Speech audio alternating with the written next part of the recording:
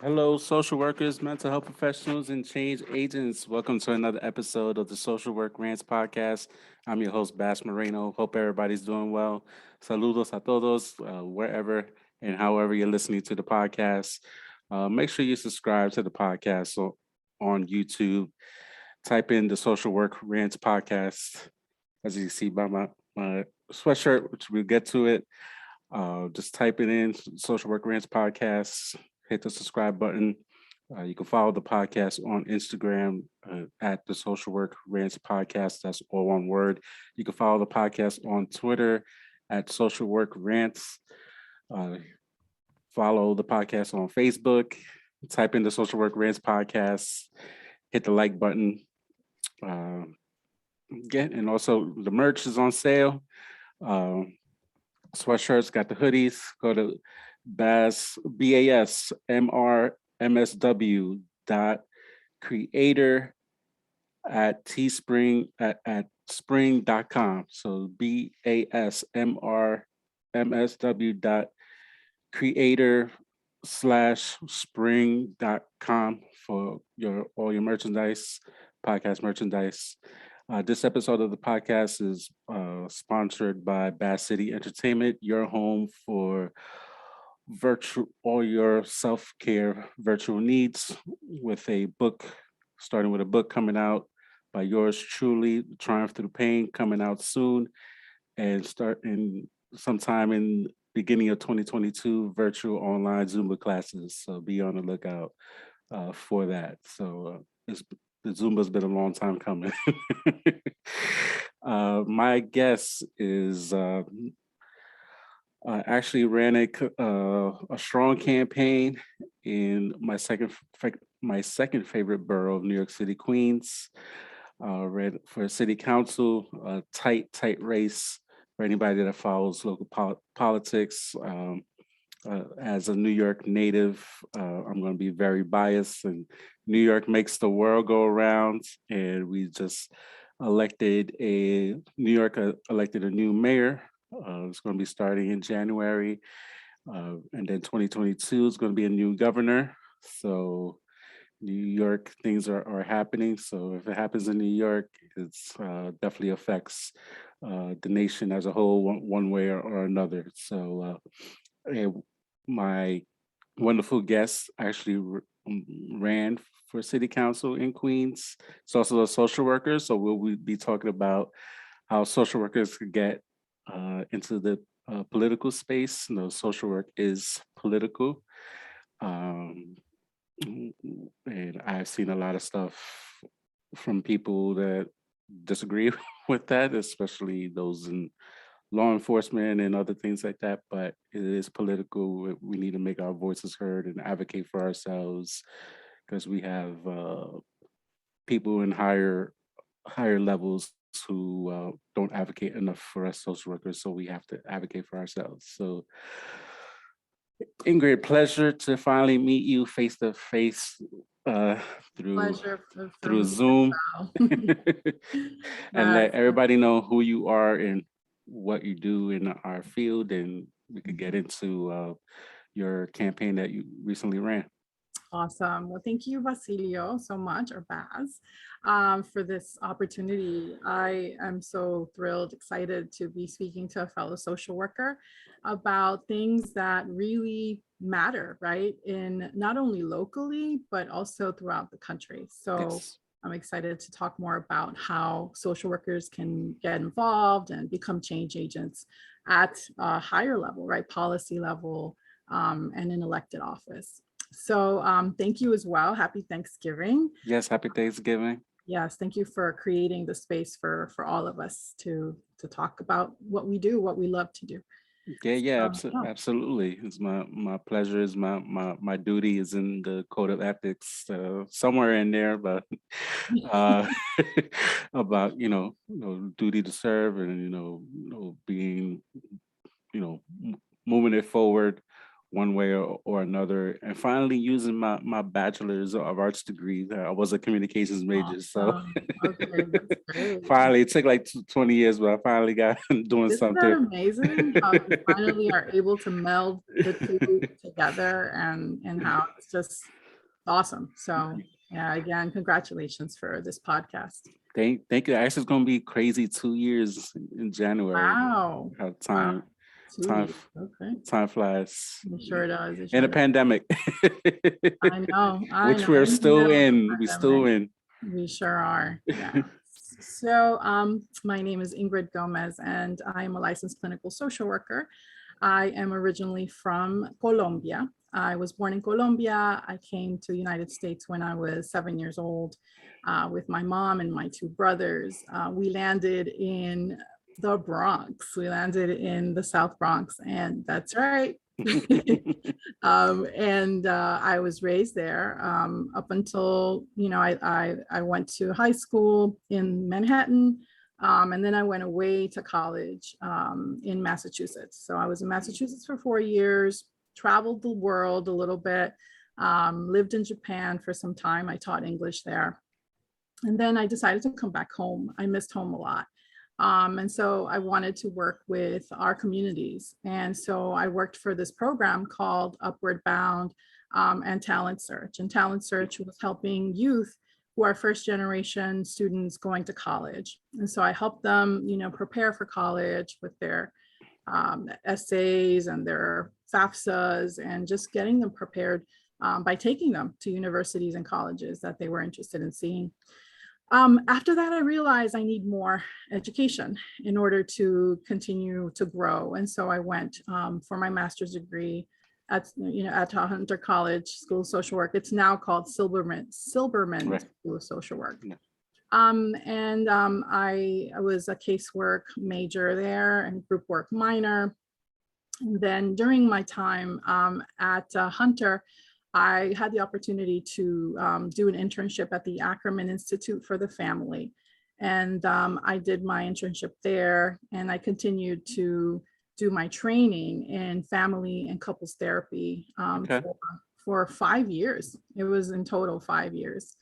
I did a little bit of everything. I worked at an agency for families, kids, immigrant families, called University Settlement. And then I worked out in Brooklyn at another agency, the Coalition for Hispanic Family Services. And then I had the opportunity to supervise social workers after I finished my training at Ackerman. And so I worked at the Roberto Clemente Family Center, and that's in the Lower East Side. Okay. So I had the opportunity to work there for several years. I did a couple of other things in between. And then I landed where I am. Don't we all? We always doing something in between. That's right. I don't want to get into it. No, just kidding. No, I'm happy to get into it. But just to kind of get to where we are today. I moved actually when about 15 years ago. I moved from the Bronx to Queens. And here, I wanted to have the experience of living around Colombianos, around Colombian food, and people from everywhere live in Queens. We've got people from Ecuador and Mexico and all over the globe. I think there's about 100 Guyanese, exactly. Dominican, everything. Yes, the melting pot. New York is the melting pot, but Queens is like the melting pot of the melting pot. That's right. Yes, and I think there's about 170 different nationalities, I believe. So there's so much here, and I decided to stick around, and I really started to develop my roots here in terms of like working with the community. So I started working with the Child Center of New York, and there I worked with 3 to 5-year-olds in their early childhood program, early childhood mental health. And so I'm working here in Corona, where I've been living for the last 15 years. And around 2015, I started helping my brother out. He ran for city council out in the Bronx, by the Frogs Neck area, that area, Country Club, Frogs Neck. The nice part of the Bronx. Yeah, exactly. But it's interesting because his district also has like very different kinds of middle class and like, so it's a very diverse district. It's not just like the wealthy people. Yeah. So I helped him out, and I really started to think, why not run for office here? Why not serve? And so I started looking into ways I could serve in the community, and I found out about the community board. I applied to the community board, and for folks who don't know, the community board, there basically a group of about 50 or so community members that meet once a month. And then there's also different committees. Like I served as the chairperson of the Youth Services Committee. So there's also zoning, there's also consumer affairs. I mean, so many different kinds of committees. And so this group, again, they're community members. They could be community leaders, they could be, teachers, anyone. Yeah, anybody in the community. Roots in the community. And so I was lucky to be accepted. And of course, like I mentioned, I served as the chair of the Youth Services Committee. So I got to work on really, really cool projects. I worked really putting together this youth services fair, and basically all of the resources that kids need, whether it be mental health care, health services, connecting them to cultural institutions, and more. And so we did several youth fairs during the time I served. We connected with the public schools and helped connect them to the community board. So yeah, and then after that, I continued my service in the community for some time. I also I co-founded a Democratic club, a Reform Democratic club, with progressives in the area.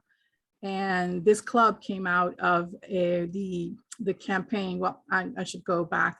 The club was made up of people who had volunteered for Alexandria Ocasio-Cortez's campaign, because she's the representative here where I live. And so we ended up supporting that campaign. And then after she won that historic race, we got together and started to work on issues, electoral issues that were of importance in addition to supporting candidates for office. Okay. And so, yeah, there's so much, and I'm happy to get into, how I ended up running for office, but I'll take a beat. I'll take a breath now. And then, if you have any, No, but it's important, like, these grassroots things that it starts, you wondering why are they like putting like a Starbucks on the corner? Why are That's they right. putting like bike lanes? Or Exactly. in New York, they have all these like now city bikes from Citibank that Exactly. people using like taking up space on the sidewalks and putting bike lanes, which is great for people to get exercise, get around. Or Exactly. New York's becoming so like anti-car more than usual now. So there's these little things. Why is this happening? Why they're building this building? Mhm. And it's important to go to community board meetings. Like Mhm. I think I worked at a residence for like a nonprofit agency, a mental health agency. And like part of my job was to go to the community board meetings. And like I lived in the same area where the residence is, and I never even thought about going to the community board meeting. Like, what is that? Like, what does that entail? And then I went. I'm like, oh, this is why I think things are happening. And I just wish that it gets like notarized more, like it's like publicized more, so that people Exactly. like can actually go and like and advocate for like we need this in the community, even something simple as like we need a bakery, like or like any like type of business or Mhm. anything. Like we need a stop sign or we need like stoplights and because the cars are going too fast in the Exactly. residential area. So it's little things like that, and which is important. It starts at a local level where before Mhm. the national is going to be national, and I think people like woke up in 2020 realize whatever the government is going to do, the government is going to do, but it doesn't always have to like affect my day in and day out life, and it really a lot of times it really doesn't. So, Mhm. but at the same time, politics, it is important. People make Mhm. these laws and change laws or go or we just had a president that just made up his own rules as as he went, whether it be legal, illegal, whatever. It just had the commander in chief just did whatever he wanted to do. So Mhm. Mhm. Yeah. No, I appreciate you going further into what community boards do. And thank you for that explanation. Yes, you're absolutely right. I think these things are important, and it might vary state to state because I have of no course, idea. that's true. I know there's some board here where I'm at.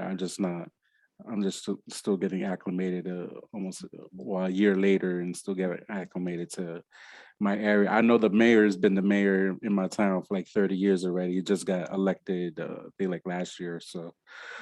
So I see like How long? Like wow, that's a lot of years. yes.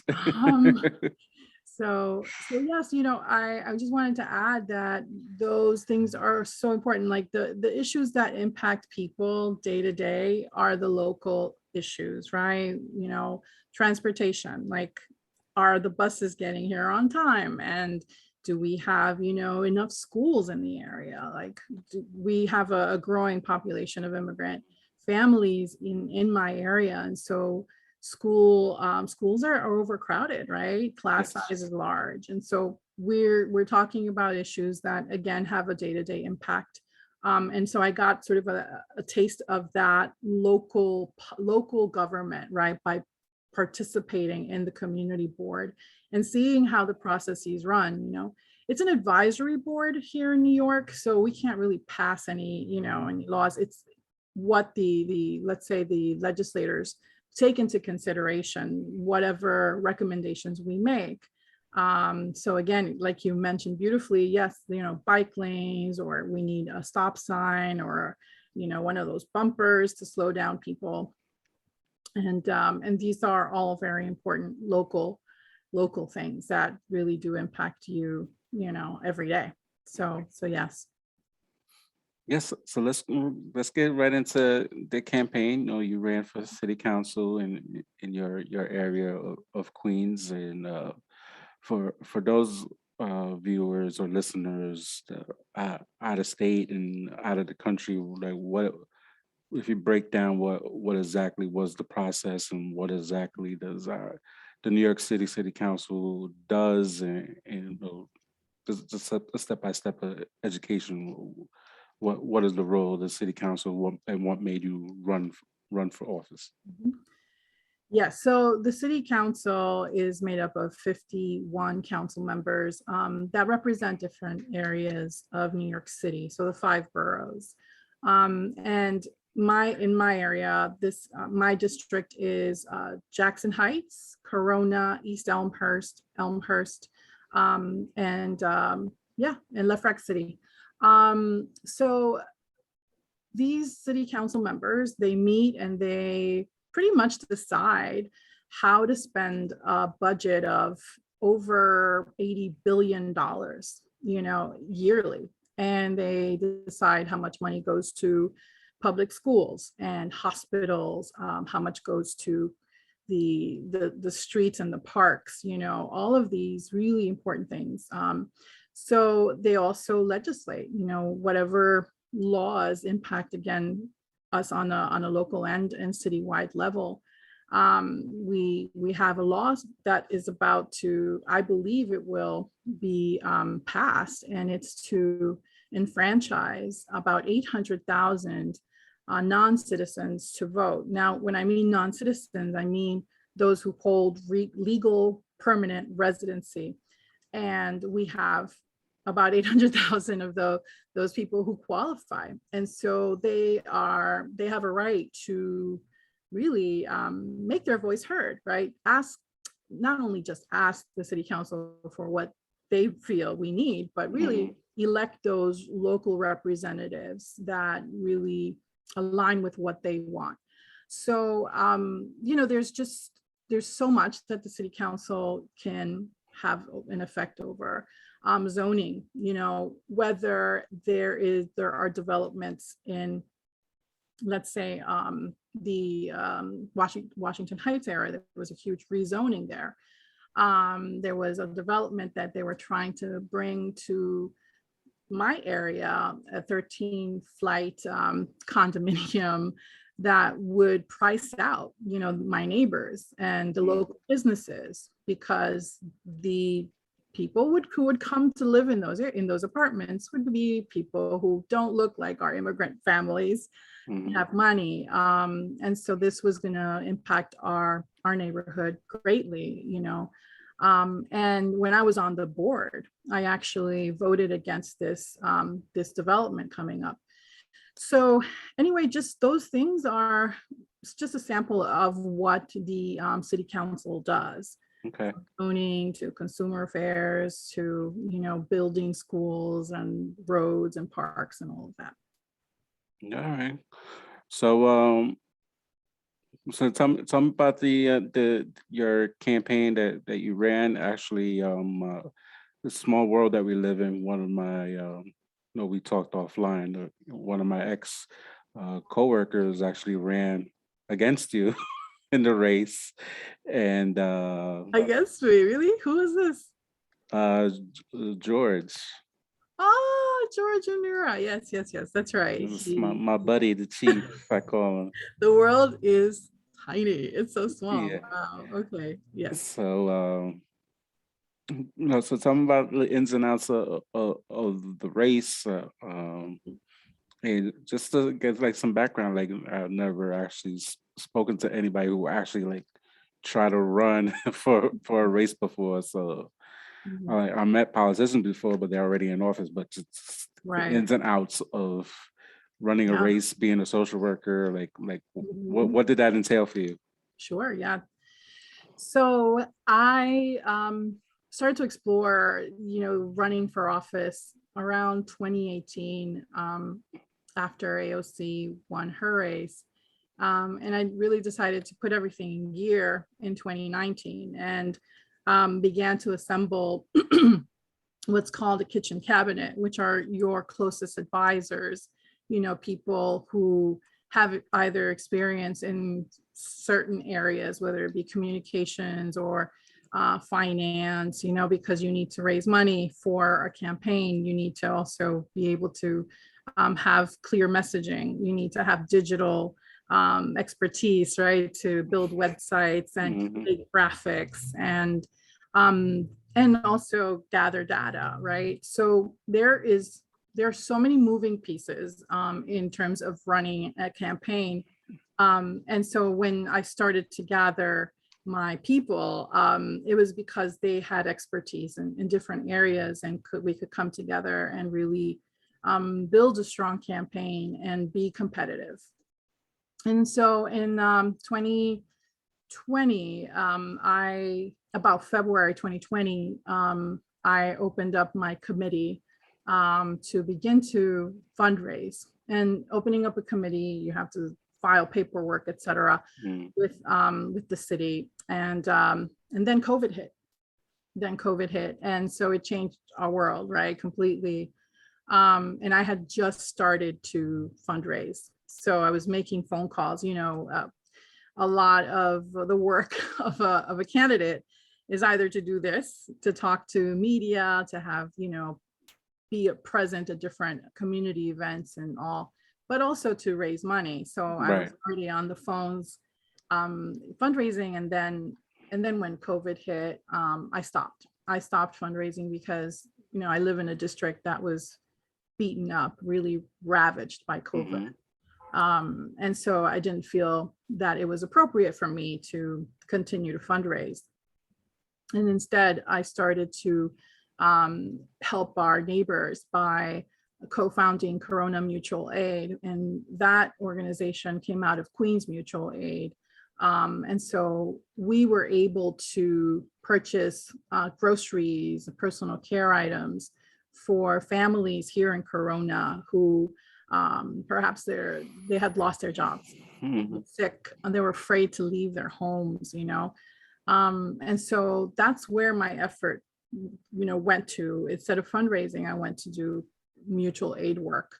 And I would, deliver food, and it was really important work. I wasn't the only one to do this. Obviously, there were a Mhm. lot of other volunteers who helped out. But it was really a difficult time, for all of us in New York. Yes. But I would say, because my district was at the epicenter of the epicenter, Mhm. we got hit the hardest. And our hospital, which is the local hospital, is Elmhurst Hospital, and Yes. we're a I lot. know. I know Elmer's. Yeah, yeah. And so, we really faced a shortage in hospital beds. I mean, everything was about to collapse, but thankfully, we were able to make it through. I mean, we still have to, deal with COVID cases, and that's not gone away yet. Yeah. But yeah, so I decided that at that time, that mutual aid was going to be where I did my work. And then I officially announced my candidacy for city council in October of 2020, October 22nd, so a day after my birthday. Mhm. I wanted to take advantage of my birthday to fundraise and all of that. So you always have to take Yeah. advantage of different important times. Right. Right. Absolutely. But it's smart though. Have a birthday party. Like, hey, do a fundraiser for your birthday. People do that Exactly. on Facebook all the time. Like, do a Yeah, cause. Like, so it that's makes right. perfect sense. Yes, yes, absolutely. And just some context of the damage that was done in Jackson Heights. Yeah. I got special love for Jackson Heights, and my beautiful fiance is from Jackson Heights. I used to work in Jackson Heights Oh, for a few years in oh, social work, so I yeah. know that whole area, pretty well. It's very, diverse with Mhm. Colombians, Ecuadorians, Mexicans. Between Jackson Heights, Corona is like literally right next to each other, Yes. along the 7 train. Along So the seven. Yes. so Probably one of the most overcrowded trains, right? yes, absolutely. And just always going to Queens Hospital to visit clients in the hospital, or their psych ward. I have clients, mentally ill clients who stop taking medicine or whatever reason end up being in the hospital. So I was always in Elmer's Hospital, and when the pandemic hit, literally I could, like, my fiance's home.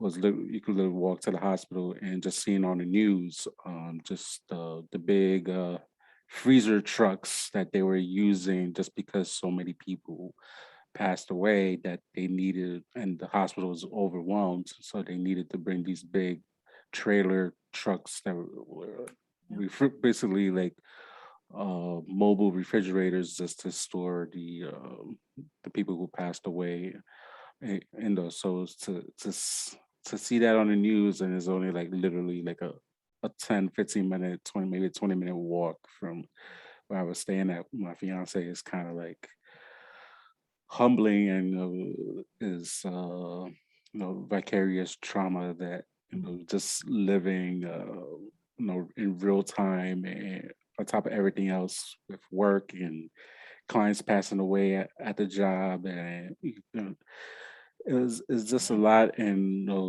when I went back there recently, it's definitely coming along, it's coming back for a while. Jackson Heights was in the news because people were not obeying like the curfews, and people out in the street, and so it was just a lot of the vibrance. Just people wanted to be extra, like, we outside, Oh, and no. it's just It And, was really hard. Yeah. yeah, the restaurants, there's a lot of restaurants. You want to eat something, some good Spanish food, definitely Northern Boulevard, uh, up and down from like Everywhere. Pretty much everywhere in 90s. Queens, Yeah, you'll find yes, it. anywhere. But definitely, there's just like a lot of restaurants that were impacted in the area and just all over, and just that specific section the way where you ran, definitely got hit. And I want people to like really like understand like the impact that's really happened. Like I saw it myself, and like still Mhm. like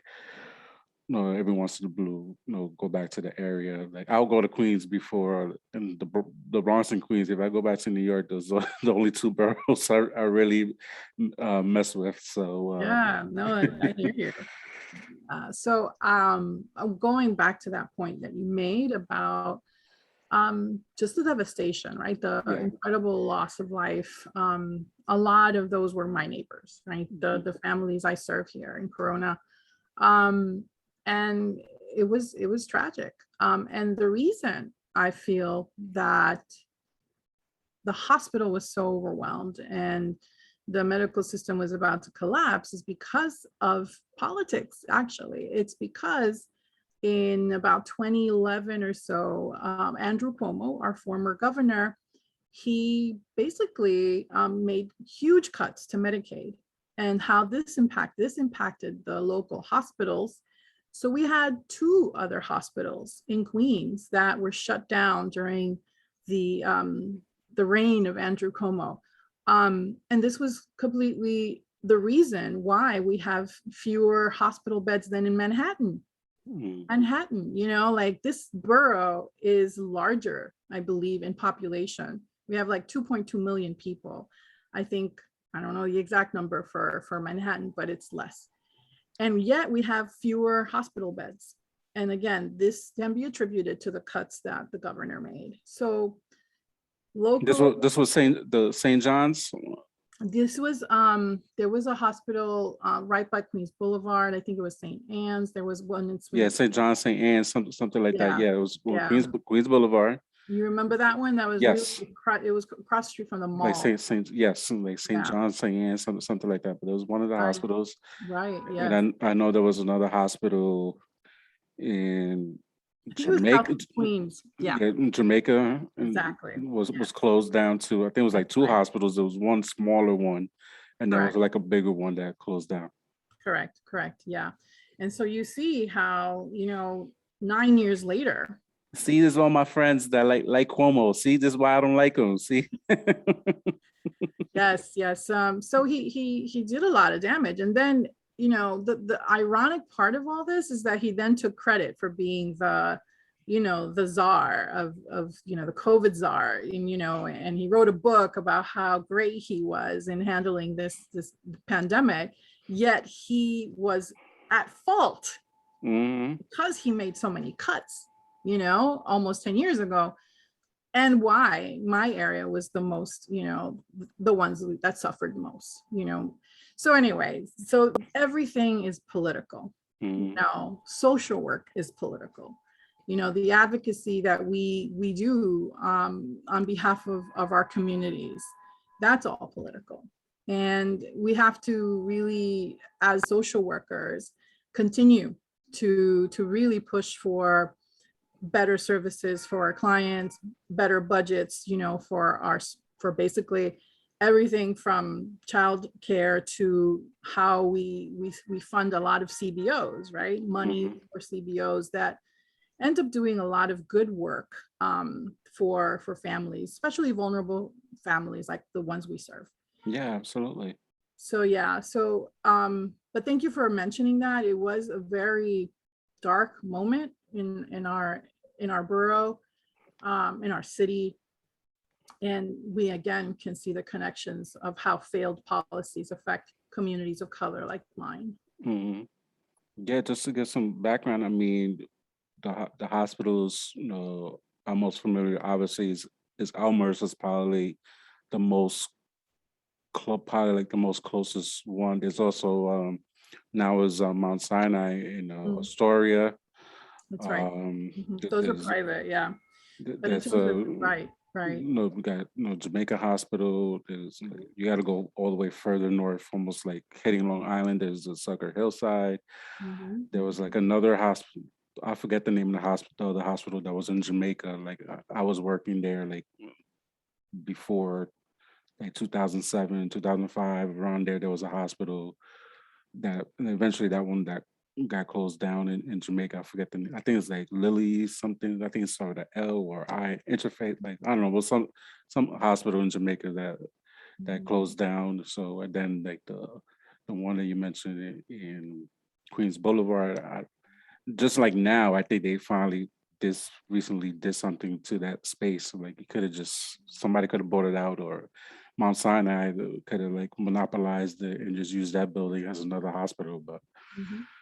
but Right. the impact is Mhm. just your area has been Mhm. impacted by mental health for Oh, yeah. a long time. Right. Because even there was a outpatient mental health clinic that I worked at. uh, the organization decided to close the clinic, I guess for like budget reasons or whatever. So, and then prior to that, there was another outpatient mental health agency that the clinic, it was on 74th and 37th Avenue, was Mhm.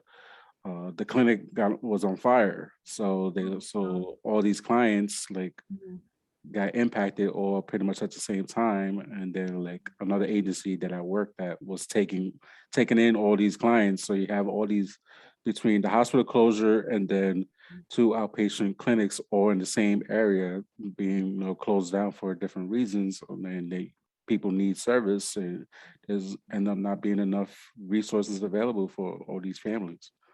That's so true. And I think in terms of mental health services, there is such a high need for it, especially during COVID and post COVID, right? Whenever we get out of this, because there are a lot of families who are individuals, right, who suffered depression, anxiety.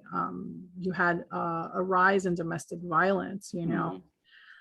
there was so many problems. And then our youth, our preteens and teens, there was a higher rate in suicidality, Mhm. suicidal ideation, and really serious concerns because again, for kids, they were isolated, they were Mhm. not with their social milieu, and they couldn't hang out, and it's so important for kids, right, especially preteens and teens, to be with their peers. Yes. And so because of the isolation that we were forced to be in due to the pandemic, we saw a lot of kids just really get depressed. And so, there's such need, and prior to COVID as well, Mhm. right?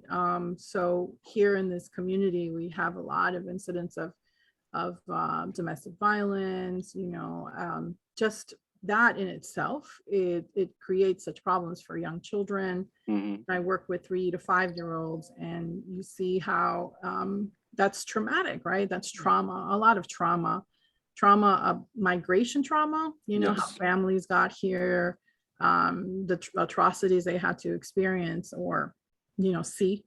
And then, just the trauma of poverty, right? Like you see how families here have to struggle so much to just pay rent.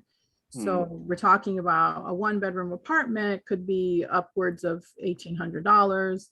A 2 bedroom could be 2,400. I mean, it's just ridiculous, right? So Yeah, a lot of absolutely. families have to live together, and therefore, you saw the rise in COVID, Mhm. right? Because our families are made up of workers who are delivery workers, deliveristas. We've got cooks, we've got domestic workers, Mhm. um, pretty much everyone who helps this city run. And when they're living in apartments with other families, they couldn't socially distance. There's Right. no way. And so that's why you saw the COVID rates so high and people got sick. And, we lost over like about 500 people Wow. in my community, and thousands got sick. And so, yeah, this was certainly all tied together, right? That's why I called poverty something that's traumatic. So. Yeah, of course. So when did the race took place? Like where were you? Like how did you find out, the results and Okay. Yeah. So I was telling you a little bit about how the campaign ran, and after we launched, then we continued to do fundraisers, and we had to meet a certain threshold for the city campaign finance board to match our fundraising dollars 8 times. So for example, if you gave me a donation of $10, they would multiply it by 8. So I would have your $10 plus $80 from the campaign finance board. That would be $90. So that's how a lot of us, who are not politically connected, who are not self-funded because we are not wealthy, we don't have daddy's money, in a trust fund. So we had to find a way, right, to support these campaigns. And so the New York City Campaign Finance Board has been around, I believe it was since the early 90s or mid 90s. And maybe I'll come back to you with the right date. They've been around for a while. They've been around for a while, and they help, candidates who want to run for office. And so that's how I was able to run. So we got about $155,000, with $30,000 that we raised, and multiplied by 8, that all turned out to be about 150, 160 something. My math is totally bad. But anyway. They ain't teach us math in the MSW program. Exactly. They did not, yes. So, all of this to say that, this is a pretty big operation, right? You have to fundraise, you have to really strategize and plan events and really put your face out there. So you have to have a lot of interviews. We spoke to Spanish language media, because again, my neighborhood, my area is 70% Latino, and 60% foreign born.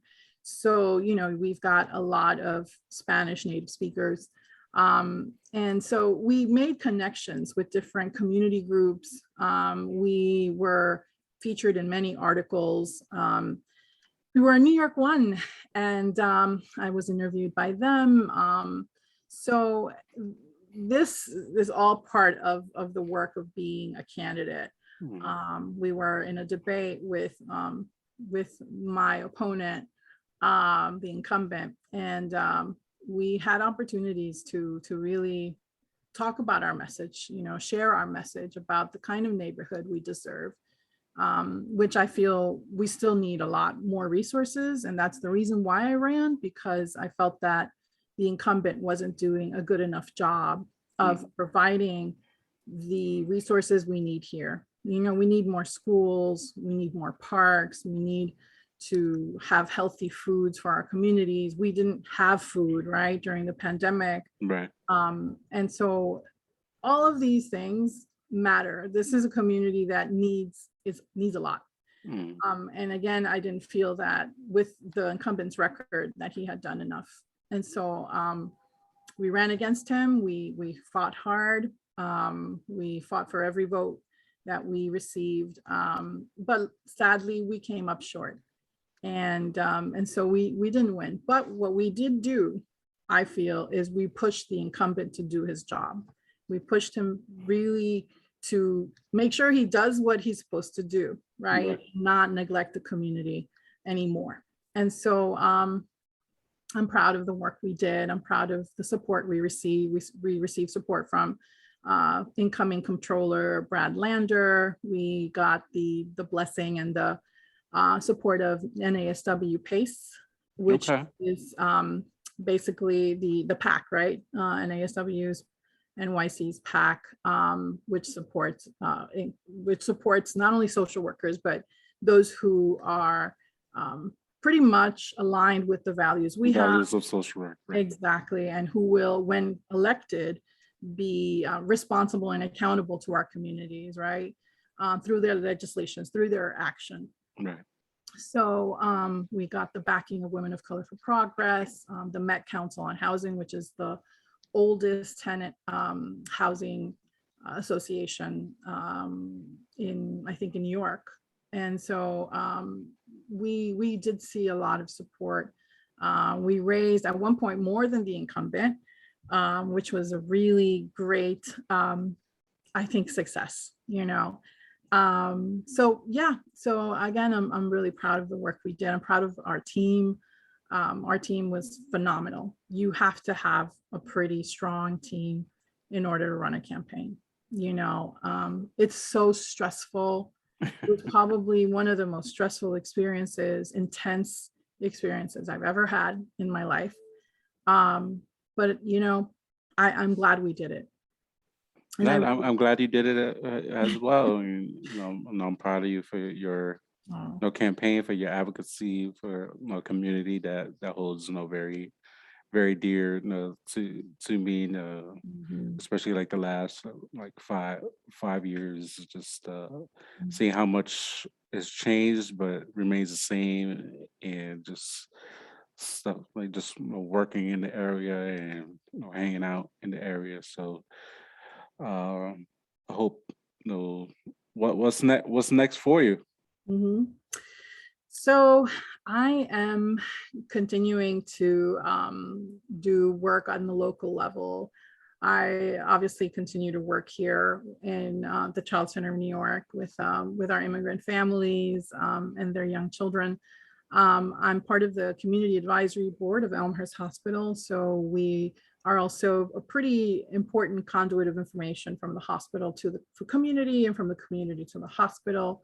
We advise on things like how we can continue to build the hospital, expand it, because we need an expansion of Elmhurst Hospital. Yes. So there's many different things that we as a board advise. There are 20 of us. And so I feel very honored to be a part of the CAB, especially because Elmhurst Hospital was the hardest hit hospital in the country. And so I really feel that we deserve more resources for that. So I want to continue to work as a board member. And in the new year, I can't really talk about it yet, but I will be, stay tuned. stay tuned, doing work in supporting more candidates for office. Okay. And really, I want to say, and I think this is really important, that social workers, they really should consider running for office. It makes a lot of sense. We have a pulse of what's happening on the ground. We see it every single day in our work. And so we have the knowledge, we know what the problems are, and we know how to fix them, right? So that's why I strongly believe that if you're a social worker and if you have interest in politics, please consider running for office. We need you. We don't have any city council members that are social workers yet, but we will one day. I am going to push hard for that. There's NASW PACE who's also pushing hard for that.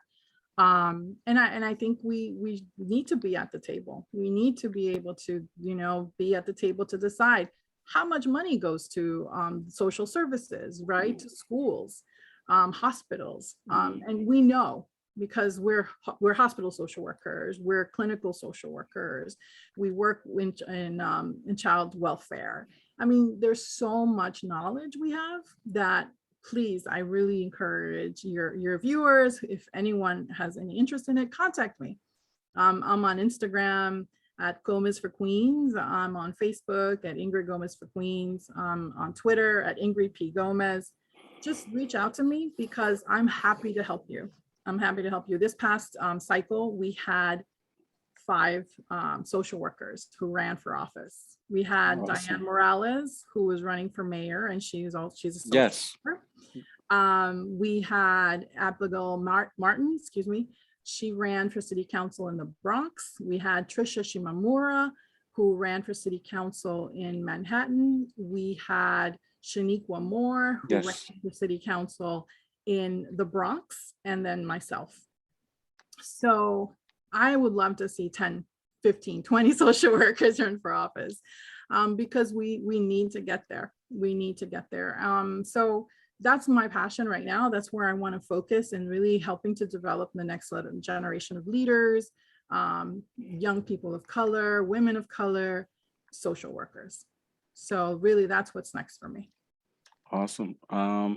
What are you seeing with the the people in the neighborhood? Like what are, since we I'm hoping we're way past epicenter levels of the pandemic. No, we're still in a pandemic until the World Health Organization says otherwise. We are Right, still in the pandemic.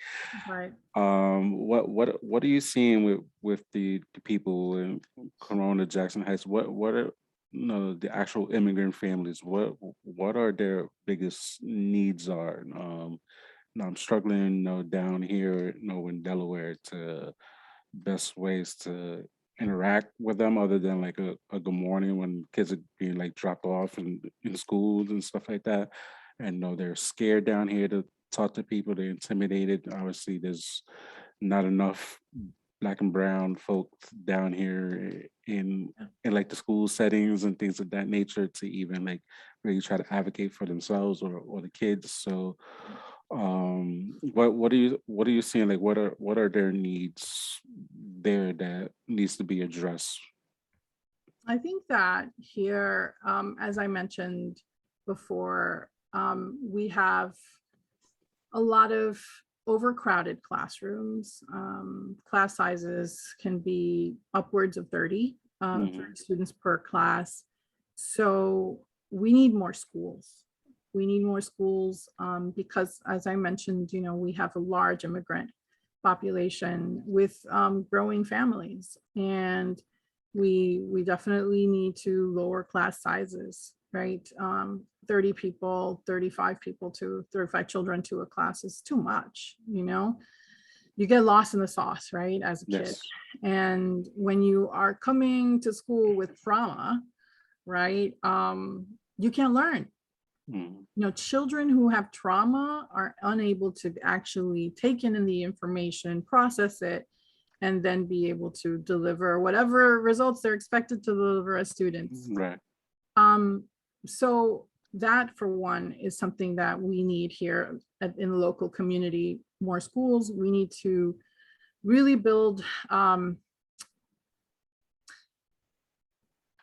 definitely building schools, but I was thinking too about how food insecurity is still a big problem here, because there's still people who are unemployed or partially employed due to the pandemic, having lost their jobs during the pandemic. And so we need to find a source of permanent, and there's so many ideas I have, permanent food sources, right? So we do have pantries who supply food.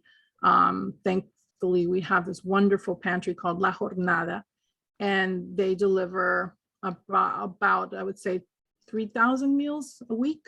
Okay. Probably more, but during the pandemic, they were feeding 10,000 people a week. Wow. And so, yes, that's a huge need still here in Corona, Jackson Heights, Elmhurst, East Elmhurst. And besides that, affordable housing. You read my mind. If you didn't say it, I was gonna say it. Affordable housing. I Like mean, real affordable housing. I would say to you, like, because we have such an overcrowded population and rents are so damn high, we need to build housing in areas like Willets Point. So I'm really close to Willets Point. Willets Point is an area that was pretty much called the Iron Triangle. A lot of auto workers, have shops there. And it's an area that doesn't even have a sewage system. It's really been now, it's empty now, but they're doing environmental remediation in order to then build affordable housing units there. There are about 1,100 affordable units that will be created in the next 5 years. And so we need more than 1,100. We need Absolutely. probably 3 or 4 times that. And to be given priority, like this district has to be given priority to those housing units. Hospital, we need another hospital. I would love if we could have a hospital at Willets Point, the Willets Point area. You know, there are about, I want to say 23 acres of city-owned land in Willets Point, and we have about 17 that we can use for another hospital, we can use for another school, we can use for another 1,100 or more units of housing. And so we really need all of those things, right? Because again, you know, it all is sort of intertwined, right? Right. Jobs, schools, you know, and hospital services and all of that, and housing. So yeah, that's the stuff we need here in our community. And I'm going to continue to push for that. So I'm going to continue to hold this incumbent accountable. So he does his job again for the Right. community. Even reach out to the second class baseball team that's in Willets Point to help out. Like, hey, like you're using the lands. Yes, You built that's right. a brand new stadium is only 13, going to be 13 years old, and like, you know, just you're using the land. You've been on the newspapers about fighting to try to take over the land that you just talked about to expand, you know, whatever, you know, the team wanted. I'm talking about, you know, the Mets, for my non-baseball fans, the New York Mets, you know, they are in the Willets Point section of Queens. And right next door, you mentioned all the auto shops that predominantly you know, workers from South America and Mexico work there for many years. So it has been a huge controversial topic in the city of what to do with that land. They've been like That's right. pretty much eminent domains being like removed from the area. So a lot of people lost like their jobs. So like you mentioned, the area is pretty. I didn't realize it was like completely vacant. I know there was like Well, there's still lots of work there. there's still some Yeah. auto work, but not as much as before. Like it was Right. like there was always busy in that area. Not as much anymore. And like, you know, That's you correct. Yeah. you upgraded the tennis center around there, and right across, you know, the park. And it's like, okay, so you have all this land. Like, why not put another hospital, put another school, to actually build actual affordable housing between the outgoing mayor and the other city officials have done a terrible job in really addressing, you know, the affordable housing situation in the city. Absolutely. I think they never fully addressed the properly the shelter system, Right. especially after Hurricane Sandy came. It really messed things up even more, I feel. And was never really, although the mayor tried to address it, but you know, not really appropriately, and all these quote unquote affordable housing that, you know, many of us social workers with social work salaries could barely afford. So That's right. Mhm. it's just a lot going on, and that's why city council, you know, is important. Even you know, Absolutely. assembly members, it's important as well. So it's these little races. It's not president. I'm not running, or it's like it's Exactly. not I'm the not it's voting. not the governor race. Okay, I'm not gonna vote. It's not the mayor. Nah, I'm not gonna vote. But it's these races that are important, that what gets things done. So. Yeah, yeah. You know, Baz, I just want to go back to that point you made about the Willets Point area. So my opponent, which is the incumbent, I guess I can call him an opponent still. I don't know. So, Or if you're gonna anyway, run again, yeah.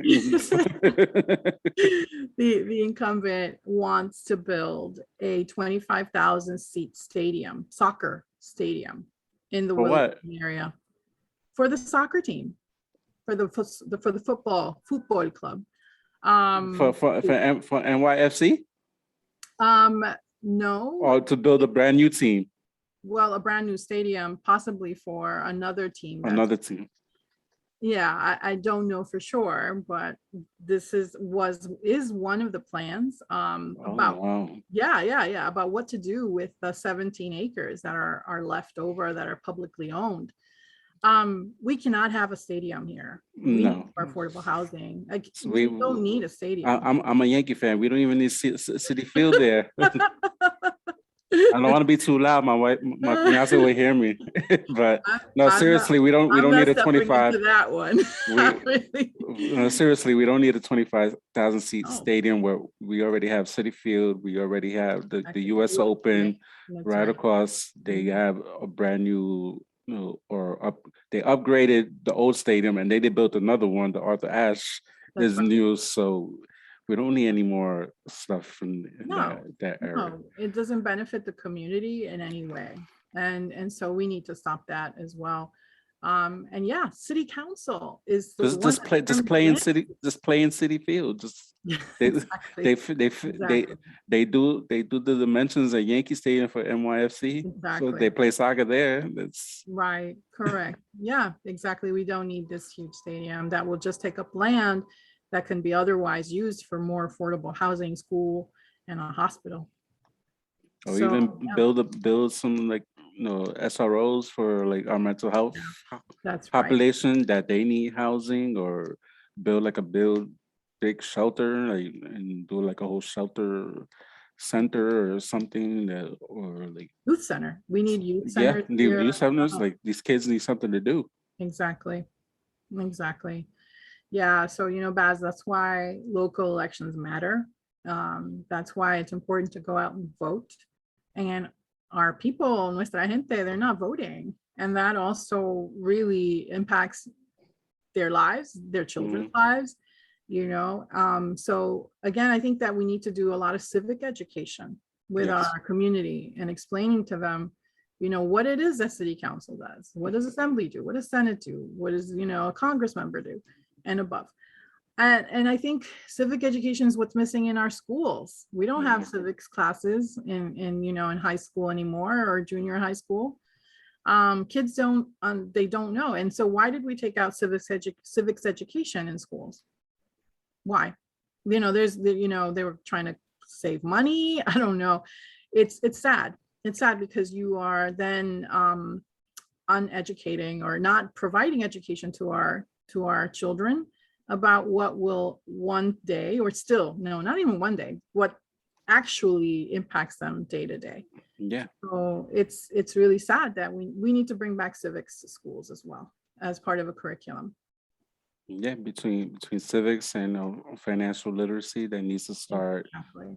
in like maybe like third, fourth grade. Like you're never too young to really learn about finances and things of that nature. So it's important. Like I've had, my kids, meet, some elected officials, and it's like, who are they? What do they do? And it's like, it's kind of really hard to really explain what they do if you don't really know yourself too much, the ins and outs of what they do, just like the little bit that you do know of them. So it's like just having like a conversation about that, what exactly they do, or laws, and who does make the laws and things of that nature. Like it's important to know, and it's important to do research. I know they had I think it's council election here in Middletown, and I was trying to go on a website or something to feel like who's running, because nobody like did any ads or anything like locally, so I had literally no idea who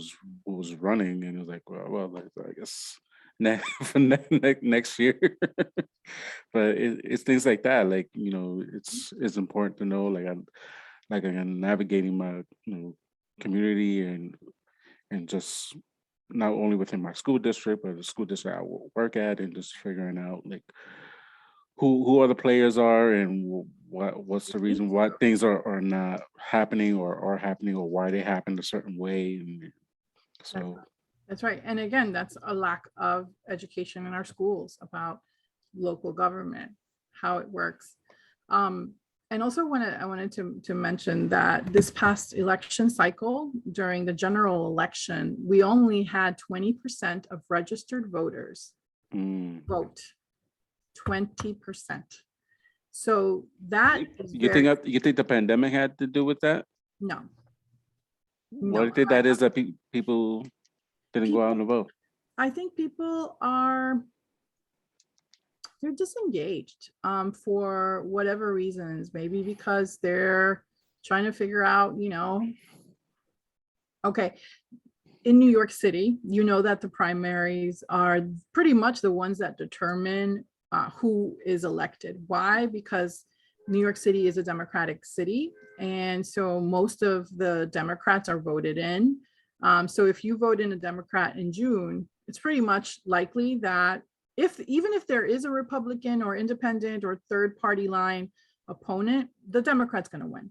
And so a lot of New York City voters end up, voting in the primary and skipping the general, so that's something that happens. I think that it's a trend, right? It's a trend. Like I believe in 2013, when de Blasio got elected, I think there was a 24% or 26, between 24 and 26% of people came out to vote. So again, we have really low participation, and that in itself has to change, and again, I really do believe it starts when you're a tiny little one, learning why it's important to be active in voting in government.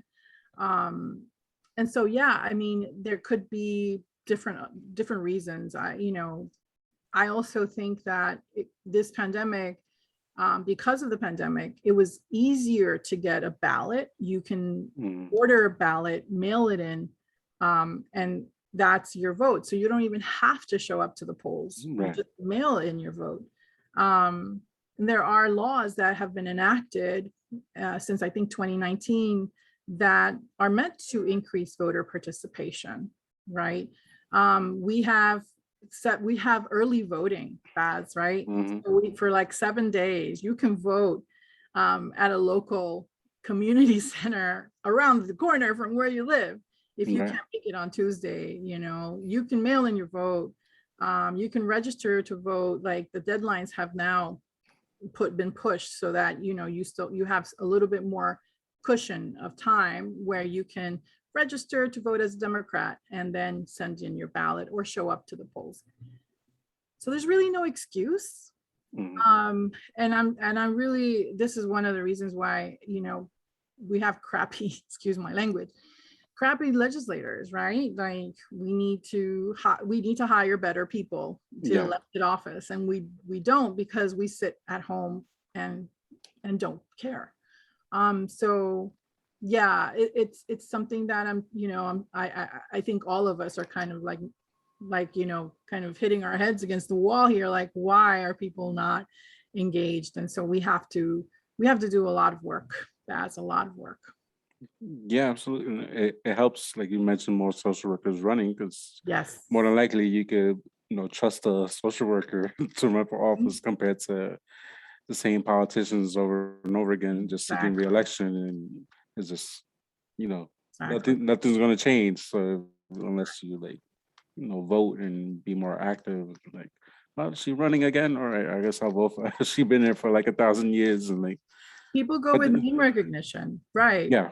And that's again because we don't do the research. We need to do research. We need to see people's records and their ideas, what they want to do, how they offer a different perspective from what they're getting. So yes, we need to get our gente to register to vote, to actually vote on the day of, or vote early, or vote by mail. Yeah. So yeah, we got a lot of work. Now, one last thing regarding I want to talk about you, Ingrid, the person. Oh, thank you. How was, besides trying to run a campaign, how was 2023? How was this pandemic been for you? The person you, like the social worker, how, just tell me what you saw. What were you feeling? Like, what was going on for you? Sure. I sort of sigh and swallow because it was so hard. It was so hard. So I'm single. I don't have children or a spouse. And I remember spending the first 3 months of this pandemic by myself. You know, my mom is in the Bronx. And my brother was at the time in the Bronx as well with young children. So we were afraid to even, Mhm. see each other because I didn't want to get my nephews, sick if I was to carry anything. Thankfully, I did not get sick and with COVID, knock on wood, I don't ever. But it was extremely lonely. Um, it started to affect my mental health. I got depressed. And even though there was the campaign, but the campaign was on the back burner, as they Mhm. say, because there was really not much I could do. Um, and so it was hard on a personal level. We then transitioned to doing pretty much 100% virtual, right? Most of us social workers had to. There were some that had no choice and that had to show up to hospitals and Mhm. and also child welfare workers that had to show up to homes. But luckily I was able to work from home. And the difficulties of that, that creates because you're home all day by yourself, staring at four walls. And yes, from 9 to 5, you see your clients, but then after that, you're back on the computer again and on Zoom sometimes. And Mhm. it was exhausting. It was depressing. And the community was suffering a lot as well. So I was very lucky, like to do the mutual aid work. And that saved me, saved me from those really depressing days that, I had because it got me out, with all precautions, of course, Right, of gloves, course. masks and everything, just going to the supermarket, buying food for a family and then delivering it, that actually helped me a lot. It cut down on the isolation. I actually got to see a person, Mhm. face to face. But it took a toll on me emotionally, mentally. And then when things started to open up again in the summer of 2020, we had the summer where George Floyd was murdered, right? Mhm. And so that got us activated. We went out to protests, and there was a lot that was happening that summer. Yes. So, and then I got busy. Things started to open up again and get better, um, and less isolated. But I got to do my work. I worked and ran a campaign. Don't recommend that. I don't recommend that because that's really exhausting, and hard. Um, but um, but again, I think we're in a better place. We're in a better place now, and our community is picking up, slowly, from where we were in March 2020. Um, That's good. yeah. One How about last, you? How was it for you? it's like a tale of two 2020s. Like, Mm, it started rough. I'm a huge basketball fan, huge Laker fan, and having the passing of Kobe really hit hard. And then right after that, February, late January, February, all the earthquakes that happened in Puerto Rico. mhm, I'm worried about my extended family over there, who were already still haven't fully recuperated from Hurricane Maria.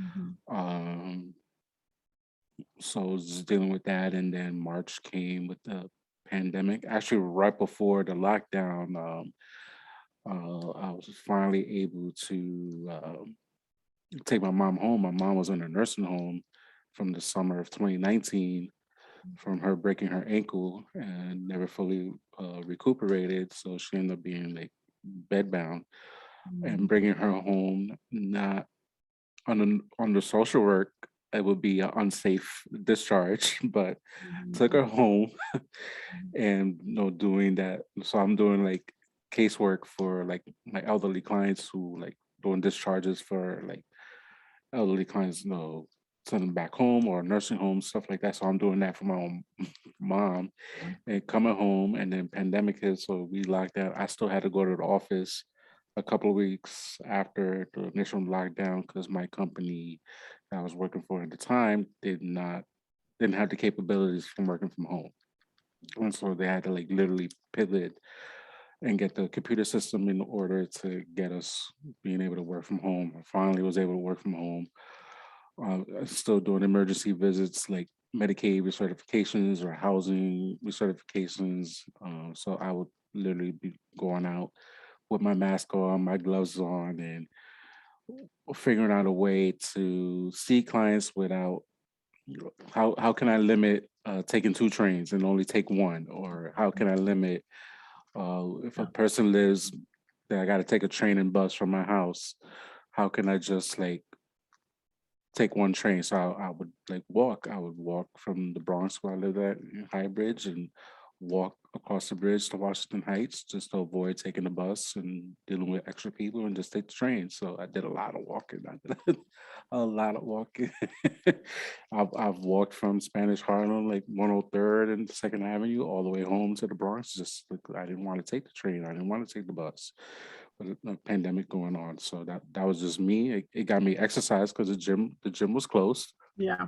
I Now I got furloughed from my gym job. So and then like after my mom passed in May, it was like okay, like I'm back still working. Like had clients pass away. No, we lost up to like 30 clients at my job. That's just from COVID, not and a couple other people passed away from health issues. So we're looking at almost like almost 40 clients total, like passing away between health issues, regular health issues, and COVID. And then like things really didn't start falling into place until say like July 4th kind of started when my fiance and kids moved to Delaware first while I was still working in New York, and then um, started. I didn't move until October down here. And then I literally moved. It was Monday night, my last day in New York. Tuesday started a new job here in Delaware, work from home.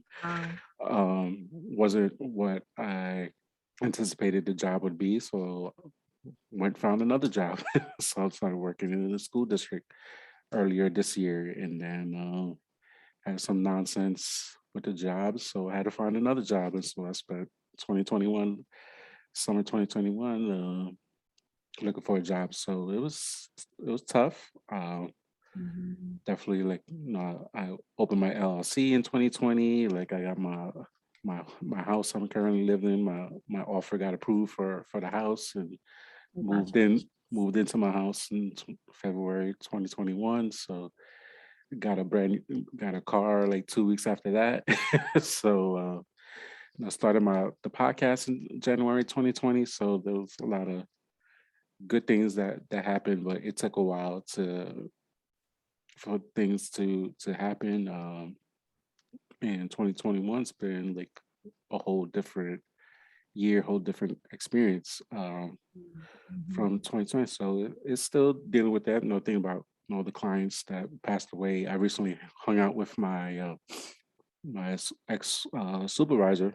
I don't know why my eye bothered my eye all of a sudden, but recently, a couple weeks ago, I hung out with my former supervisor, and we had to talk about how it's been like a year later. Like we worked together and dealing with all the vicarious trauma, like the loss that we both dealt with, together, working together, and a year later, how things have completely changed and gotten better. Like basically like a retrospect of how's it been, and we just had a talk, and it's something will always be with me. It was definitely like the hardest professionally wise in my 20 years, almost 20 years of social work. And just everything that happened and just made me stronger. Like I call this COVID era the era of shooting your shots. So like whatever popped in my head as an idea, I just did it. And it would be like the podcast, start writing my book, that popped out of nowhere. Um, so just things started, learning about how to form an LLC. I did that, and learning how to about stocks, and started investing in the stock market last year, and you know doing like a living will because I didn't know was COVID was going to take me out. So like not having for those financial orders in place for my kids, and in case something did happen, and let like my girlfriend know, hey, like this is what's going on. Like I did a will. Like I want you to be responsible for the kids, and like in case something does happen, like so having those orders in place. I got engaged like last year, so Christmas Day I finally Oh, proposed. wonderful. Congrats. So so it took like September to December was great. It was just that January to August, sucked. Yeah, yeah, yeah. No, it sounds like you've had a lot of losses, and then a lot of gains, and the sense Yes, like the game too, like the COVID way too, man. It's yeah, I know. We all gained weight. You're not the only person, but a lot of good things happening. I And still love myself, so I'm not. It's not like I'm not self-hated. It's self love. Okay. So. yeah, that's right. That's great. No, and again, and thank you for creating this social work grants podcast. I think it's brilliant. Like I think it's the only one of its kind. I don't know of anyone else doing a podcast who's full soul social work. Or maybe there Yeah, are. there's actually quite a few of us. I think Oh, yeah, it's hip hop social worker. There's oh, okay. Trey. Uh, Everybody relax. There's the Joy social work, Joy Britt, amazing LCSW from the Bronx. There's quite a few of us. There's JB. There's a podcast, so there's quite a few of us. I don't know if any other Latinos with a social workers with a podcast, but I joke around. I calling myself the pit bull of social work podcasting. So like because of my Zumba instructor background too. So Oh yeah, it's incredible, incredible. You like to Zumba. That's awesome. I need to join one of your classes. yeah, and like because of like the BS that happened in my job, like when I was hoping that the summer to start doing the classes, but it was just, and then other stuff started happening. It's like let me just focus on the book. Like, the book is done writing, and it's just like everything else that the details that follows. ISBN numbers still gotta purchase, and I'm waiting on some headshot pictures and Nice. finish Very the nice. cover, and then like get it edited and Do be you have a done. title for the book? Yeah, it's triumph over pain, how to Did maximize mention that, yeah. maximize full potential even with losses. I forget like the last part of the title. It's definitely triumph through pain.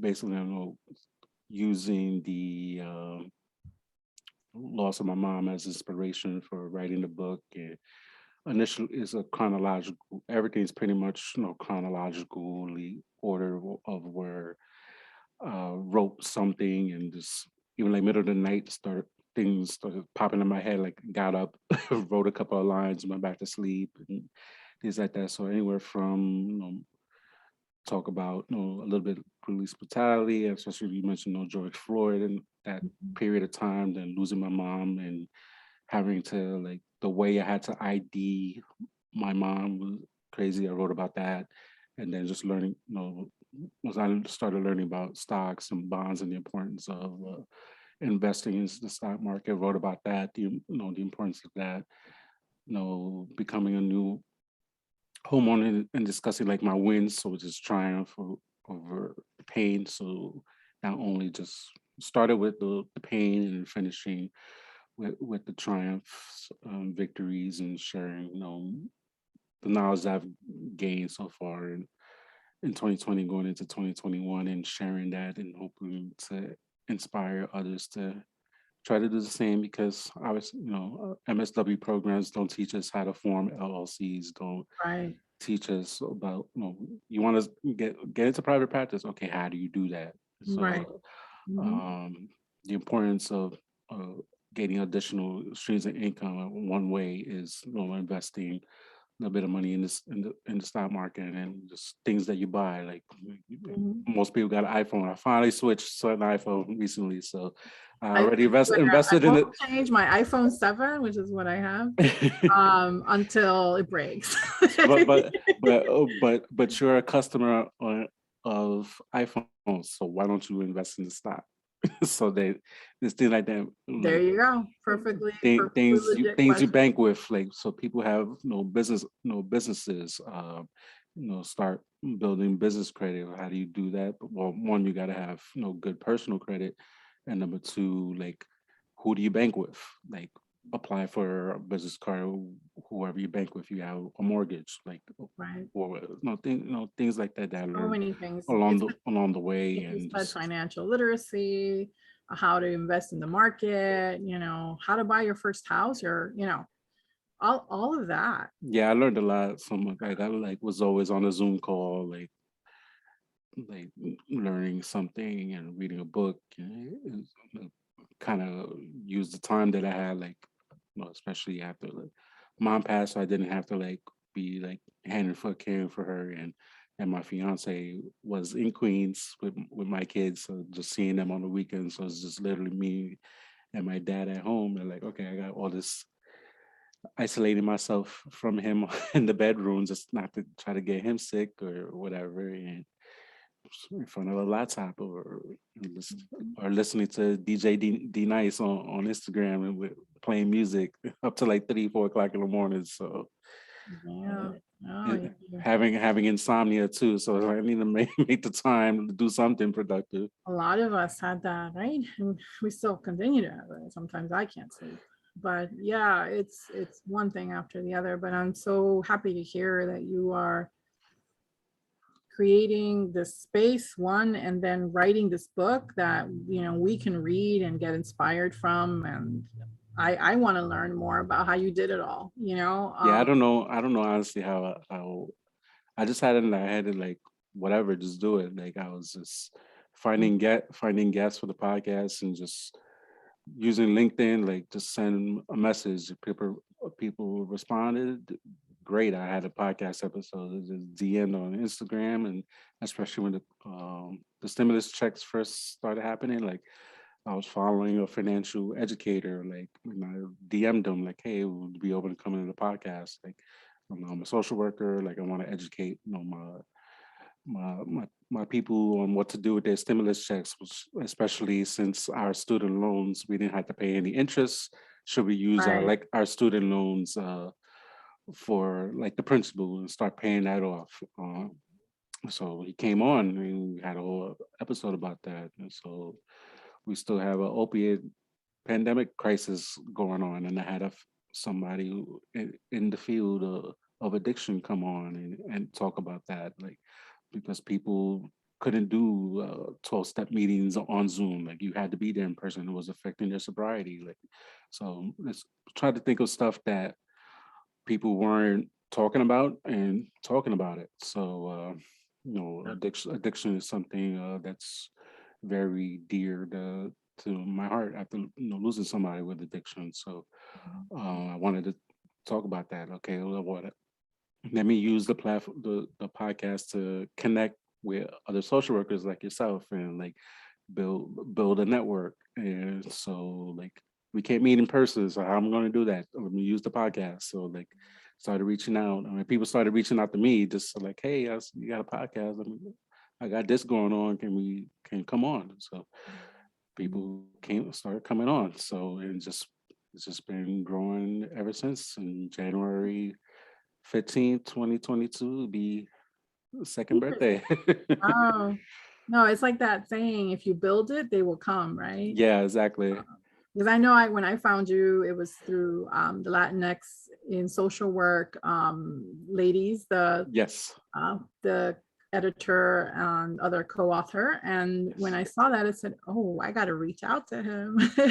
I got to tell him all about, how important it is that social workers run for office. Like that's really, for me, what why I was drawn. I've thought about it too so far, just to see like the little bit Delaware is, and it's just things need to happen. And I wish I had like maybe like 2 minutes of like the governor's time, like, hey, just what are you doing about like our Mhm. mental health? But like, being the governor, you're busy, you're just there for photo ops and things of that nature. So but just to see what's out there and getting to know Delaware more, Mhm. and get a sense of what's going on, and who knows.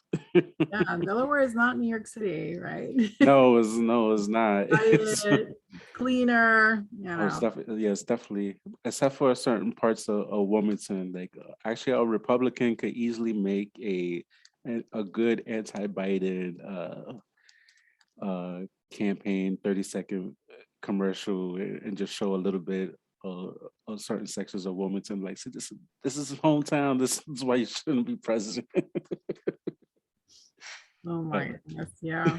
Wow. I always think like that. Like, Yeah. so it's just like, it is what it is. It's definitely not New York. There's nothing like New York City. New York is, so who knows what you think of Mr. Adams coming in January was. So is this going to be recorded? I know it's being recorded now. Can I opt not to have this played? Um,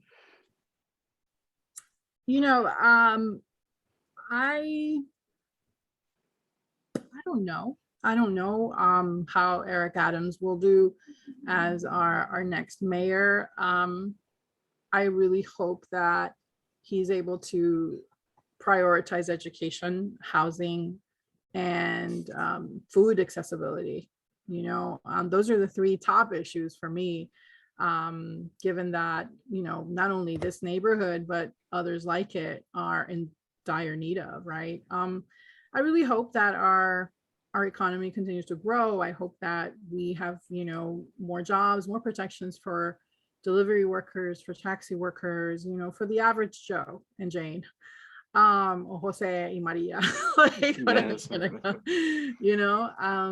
I really hope that we see strong leadership, and that the city council is able to um push back when they need to, because we have a very left leaning, younger and more diverse city council. We have now the majority will be women, and women of color. So I'm Hmm. excited that this city council is going to be more representative of New York City. We still have more work to do to reach equity, right? But I do think that it's going to be an interesting thing to watch how Eric Adams deals with a city council that's really left or left leaning, and how much work they can get done together. Um, so if my community sees more housing and safer streets and cleaner streets, then I think that's a metric for me that he'd be doing a good job. So let's leave it there. Yeah, absolutely. And how he's going to interact with whoever the governor is going to be, because Right. De Yeah. Blasio and Cuomo didn't have a good relationship at all. And out of respect for you as my guest, I'm not going to say what I really want to say in my head, but it was just not a good relationship at all. And I hope whoever the governor is going to be in 2022, that they have some understanding of a good relationship, what New York City needs. Obviously, there's other cities in the state that, the state as a whole needs, resources and stuff in place as well. But for New York being such a, everybody in the whole world knows New York. So, Yeah. Mhm. New York doesn't make the world go around. So, and 9/11, proved that. So, Mhm. um, so get a budget, hoping the state can get these funds that President Biden pushed out and actually use that money for education, for actual affordable housing, like real legit affordable housing that the average Joe can afford without paying over 50% of their income and rent and stuff like that. So and food, and get some schools and get some hospitals in place, like things everybody needs, an actual like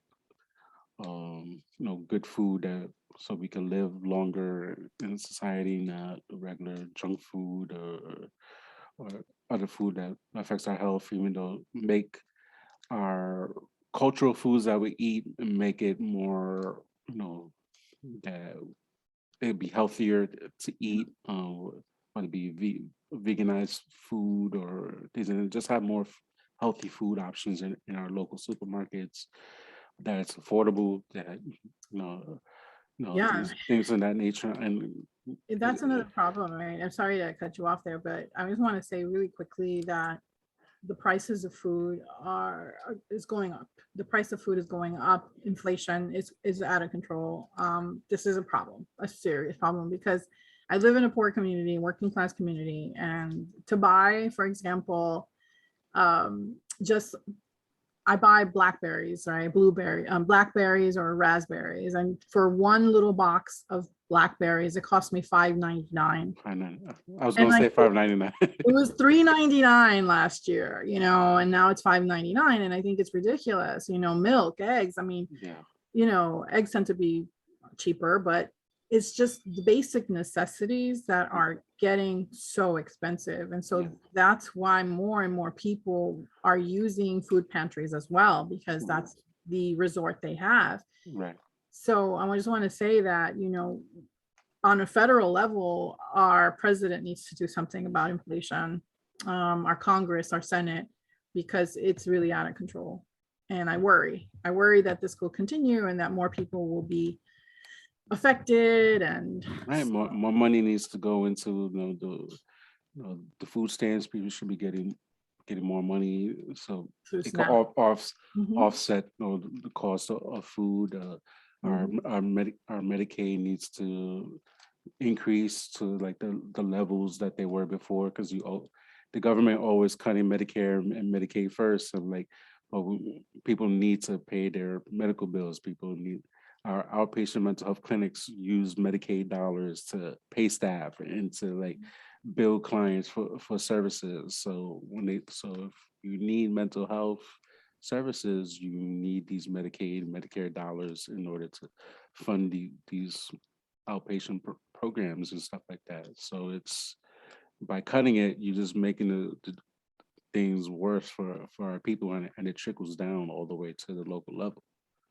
Yeah, no, it's true. And again, like there's a lot of work to be done. I hope 2022 we see lower grocery prices, lower gas prices. We have a lot of crazy costs just to live. Hmm. And then the fact that we have to work 9 to 5, 9 to 6, 9 to 7, 9 to 8, 5 days a week. We need to change that. I want us to Or work like work two jobs, two, three or work jobs. 2, 3 jobs. Yeah. We also can push for 4 day a week Mhm. jobs. We can push for 30 to 35 hour a week jobs. We need a lot more balance. We don't have enough balance, work and life, work Mhm. and Work-life balance, yeah. there you go. There you go. Work life balance. We need that, right? Because like Oh yeah, just absolutely. going home at 7 6 7 o'clock, staying awake for 3 hours or so, having dinner, watching Netflix, and then you go back to sleep and then you do it again the next day. That's not living. That's Mm. not a life. We don't have to. I don't think we should wait till we're 65 to retire. Like when you're sick, possibly, and you're older, like, you're limited to what you can do. So we need to think about ways that we have a better work-life balance, so that we're not slaving away for the rest of our good years, right? Yeah, Like exactly. it's really critical that even at the government level, like we enact 4 day work week, 30 or 35 hour work week. that is something we can push for. That is something that we can tell our legislators, listen, in Washington, do something about this. Now that the pandemic has really, it's changed the world. It's really changed the way we work. It's changed the way we interact with work. There's a great resignation, so to speak, for those that can afford to resign. Yeah, absolutely. Most of us don't, can't afford that, but Not yet, not yet. not yet, right? That's why I got to learn I'm working on it. how to invest. Yes. But those things are all policies that can be enacted. Mhm. And Social Security is running out.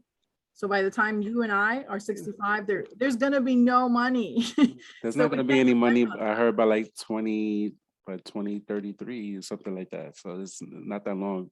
No, it's from not now. not that long, and we're gonna have to depend on our own savings, on our own investments, on our But, own 401k. So I think, again, this is where politics is, everything. It's but everything. but So even on like my one of my recent episodes of the podcast, I like discuss how they're raising the cost of living, so everybody's getting a 5.9% Social Security. Isn't that going to make the money run out even faster? yeah, that's really, yeah, I don't understand that. Yeah, and it's like the highest in like 30 years that they're raising the cost of living. Like it's In 30 years. is good in a Wonderful. way, but at the same time, like the Medicare Wonderful. premiums are going to increase for a lot of people. So are people really going to see that increase? So Exactly. Yeah, it's stuff the government does. It just doesn't make any sense. agreed. That's why we need better legislators that work for us. I learned how to help with Social Security in grad school. Like I got to find that paperwork and send it to Washington. Like, here, pick one of these. Like, this is what I learned in school and make Exactly. it work. That's why we need social workers in politics. 100%. 100% agree with you. Okay. Ingrid, thank you so much for a wonderful conversation. Thank you so much. I know we had like a 2-hour conversation, which went really quickly. Are you gonna edit it, or you're gonna kind of put the whole thing? That's a good question. I might just do the whole thing, or maybe chop it up and do a part 1, part 2. I haven't thought about that. Oh, I know. I was just wondering. Awesome. So around when is the podcast